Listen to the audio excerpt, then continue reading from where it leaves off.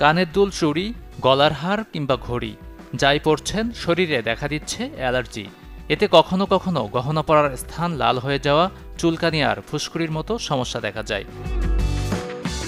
বেশিরভাগ ক্ষেত্রে গহনার সংকর ধাতু নিকেলের জন্য হয় এই অ্যালার্জি। যাদের নিকেল বা ইমিটেশনে অ্যালার্জি আছে দীর্ঘ সময় গহনা পরে না থাকাই উচিত। গরমে ঘাম ও নিকেল মিলে তৈরি করে নিকেল লবণ, যা অ্যালার্জি আরও বাড়িয়ে দিতে পারে। এ ধরনের সমস্যা থেকে বাঁচতে ইমিটেশনের গহনা পরলেও খেয়াল রাখুন তা যেন খুব অল্প সময়ের জন্য হয়। গহনা পরে বাহিরে গেলে ঘরে ফিরেই খুলে ফেলুন তা। খুব আঁটোসাঁটো গহনা না পরাই উত্তম। গহনার নিচে খানিকটা ট্যালকম পাউডার দিয়ে নিলে মিলবে উপকার। এই সমস্যা থেকে মুক্তি পেতে কখনও খেয়ে নিতে পারেন অ্যান্টি অ্যালার্জিক ওষুধ।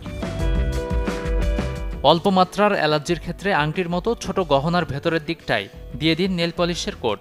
তাতে ধাতু সরাসরি ত্বকে লাগবে না, অ্যালার্জিক প্রতিক্রিয়াও থাকবে দূরে। Desk report, channel 24। উৎসবে খুশি হবে নগদে বেশি, কারণ ঘন্টায় ঘন্টায় আছে গিফট জেতার সুযোগ।